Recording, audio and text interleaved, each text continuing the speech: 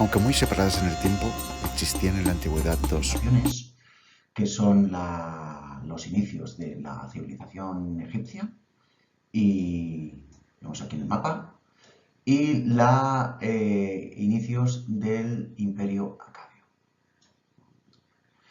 Son dos piezas que nos ayudan a entender el pasado histórico y el arte es una de las manifestaciones humanas que nos ha llegado a nuestros días y que nos sirven como auténticos documentos históricos para estudiar la misma antigüedad. Pensemos que no nos han llegado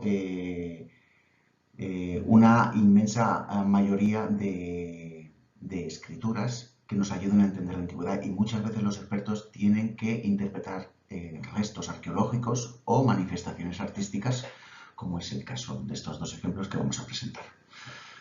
Estos dos ejemplos son dos piezas que conmemoran dos grandes victorias de estos dos imperios en los albores de sus respectivos nacimientos, y se representan con una perfección intencionada la fundación de estos dos estados. Para Egipto son la paleta de Namer y para el Imperio Acadio la estela de Narashim.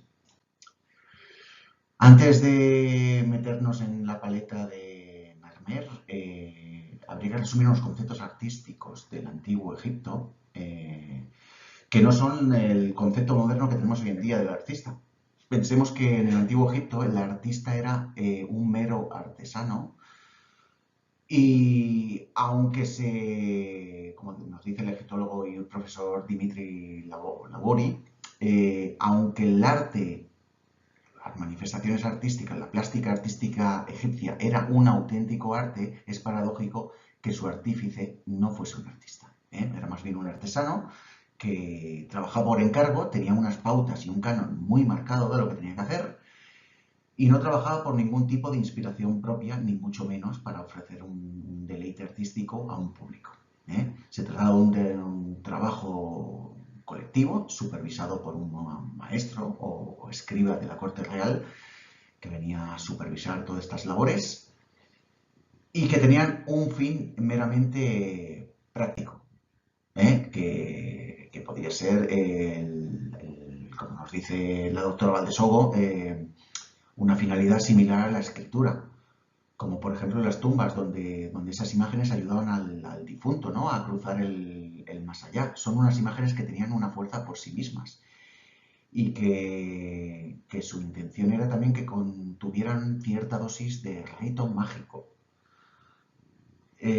A nuestros días no nos han llegado ningún libro, papiro de instrucciones de cómo se formaban estos artistas o artífices, pero sí que nos han llegado estas piezas, que pongo dos ejemplos, de ostracones, que algunas de ellas se han interpretado como ejercicios de práctica o bocetos de los artistas que utilizaban en este tipo de material desechable para hacer este tipo de ejecuciones, y como si fuese un papel en bruto.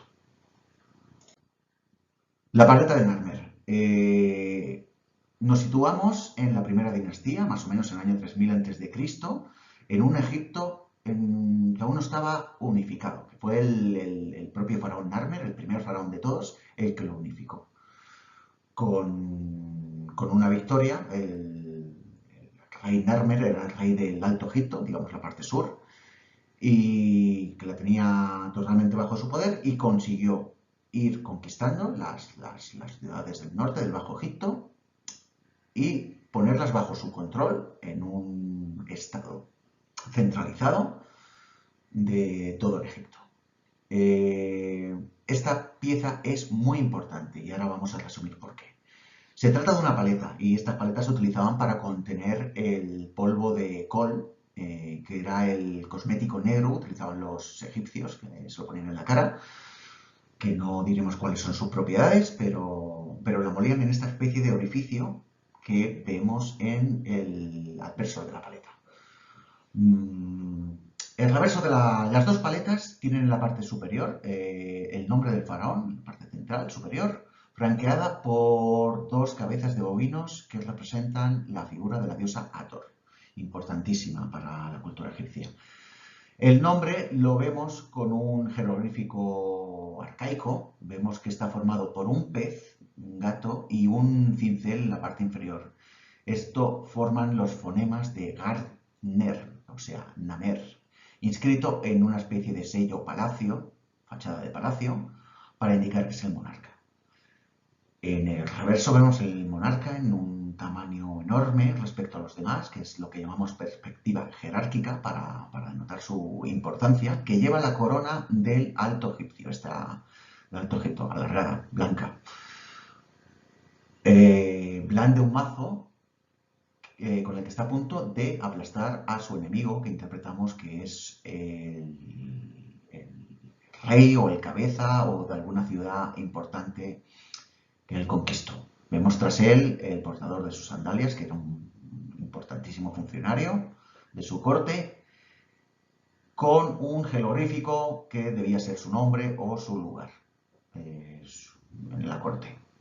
Vemos a su derecha el mismo faraón representado como Dios, en este caso con la figura animal de Horus, que es el halcón, el cual tiene preso a alguien con una fisionomía muy parecida a la del hombre aplastado por Namer, del cual sale de su espalda 6 papiros que en idioma numeral jeroglífico, cada papiro es el símbolo del número 1000.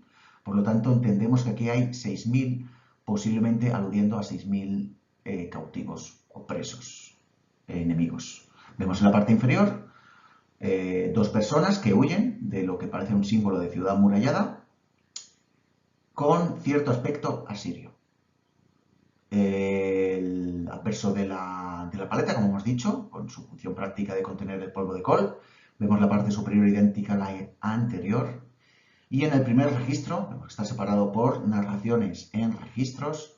En el primer registro vemos de nuevo a Narmer, en este caso, con la corona del Bajo Egipto, conforme ya lo ha conquistado y se ha autoproclamado rey, que es de color roja y tiene otra forma, con el funcionario portador de las sandalias tras él y el jefe de los sacerdotes delante de él, con 4 portadores de estandartes, con diferentes estandartes del aparato estado de Narmer, en lo que se supone que van al templo de Butó, una deidad importantísima y patrona de una de las ciudades que él conquistó. Y donde vemos que hay apilados un montón de enemigos decapitados y maniatados, aludiendo pues que deben ser la cantidad de enemigos que Narmer consiguió vencer y matar. Vemos que el orificio que hemos mencionado está formado por los cuellos de 2 animales mitológicos serpopardos, es como los llamamos, que son animales mitológicos tanto de la mitología egipcia como de la mesopotámica, a lo que parece que están siendo mansados por el pueblo egipcio, representado aquí por dos ciudadanos egipcios que los atan con una cuerda. Abajo vemos el toro, que podría ser el mismo faraón convertido en este animal, aludiendo al gran poderío que tiene este animal y el que tenía el faraón, el cual ha penetrado en las murallas de una ciudad y donde hay un enemigo aplastado. Esta paleta tiene muchísimo de especial. Primero, cuándo se hizo, y contiene unos elementos iconográficos que serían seguidos por los siguientes faraones de una forma muy continuada en los 3000 años de plástica artística egipcia. Y vemos un auténtico programa iconográfico con una intención de propaganda y de engrandecimiento de un soberano. A lo que relacionamos con la siguiente obra, que hablaremos luego, que es la estela de Naram-Sin. Como hemos mencionado, perspectiva jerárquica, el faraón en un grandísimo tamaño. El adverso vemos también un tamaño mayor que las demás figuras, incluso por grado de importancia las demás también. Y algo que es típico en la práctica artística egipcia es la división en registros, casi que como un cómic, explicando diferentes narraciones. Para entender la siguiente obra artística, deberíamos explicar o resumir lo que sabemos de la civilización acadia. Sabemos que la inició el rey Sargón I de Akkad, que es el abuelo de Naram-Sin, el artífice de la estela que vamos a hablar, y es un pueblo que se asentó en lo que es el sur de Mesopotamia, conquistando un vasto territorio que llegaba hasta el mar Mediterráneo, y en la que absorbieron diferentes culturas en las cuales también estaba los sumerios, una interesantísima cultura anterior, con unos 500 años más de antigüedad, con la que los acadios se hibridaron y aunque ellos hablaran un idioma diferente a los sumerios, adaptaron dicho idioma a la escritura sumeria, absorbieron la escritura sumeria para escribir el idioma acadio. Igual que la plástica artística, la adaptaron a su manera, como explicaremos posteriormente. ¿Vale? Digamos que el imperio lo funda Sargón el Grande y el cuarto rey, su nieto, Naram-Sin, a diferencia de sus precededores, hará algo que explicaremos seguidamente, que era inaudito en las civilizaciones de Mesopotamia.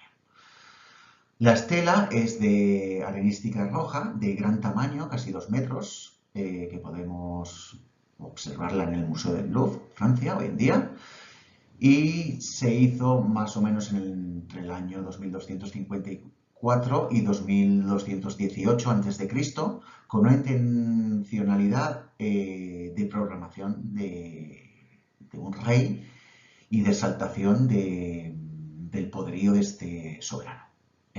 Lo inaudito es que el soberano se retrata con la corona a la tierra con cuernos, reservada solo a los dioses, porque este hombre se autoproclamó rey dios. Vemos que está ascendiendo una montaña, el programa iconográfico, asciende una montaña, vence a sus enemigos que los está aplastando, que se interpreta que es el pueblo de Elam, el último que conquistó, y es seguido por un séquito de soldados acadios. Vemos que el rey pues lleva una flecha como atributo, un hacha de batalla en sus espaldas y un arco. Está realizado en un tamaño mayor que los demás, con mucho detalle a los músculos, a la fuerza y, como hemos dicho, con una intención muy propagandística. Las figuras están aisladas, están hechas de forma diferenciada las unas de las otras, con un preciosismo inaudito respecto a las manifestaciones artísticas anteriores de tanto acadias como sumerias. Vemos con más detalle la estela y la comparamos con la estela de los buitres de un par de siglos anterior, sumeria, como retrata a los soldados de una forma compacta, nada aisladas, está realizada de una forma algo más tosca y, aunque no esto sea solo una parte parcial, vemos que está dividida como en casetones, casi como lo que hacían los egipcios en registros, explicando las siguientes narraciones, como en un formato a lo que podríamos comparar con un cómic. También queremos compararla con la placa de la liberación, también sumeria, y en este caso vamos a comparar no su plástica, sino su iconografía. Vemos que los sumerios nunca tuvieron la intención de autoproclamarse dioses. En este caso vemos a un rey sumerio adoptando una postura de sumisión ante el dios de la luna, esta gran figura sedente, y en la que le lleva ofrendas. Incluso observamos textos como las reformas de Uruk Agina del 2350, donde el rey nunca se reconoció como superior.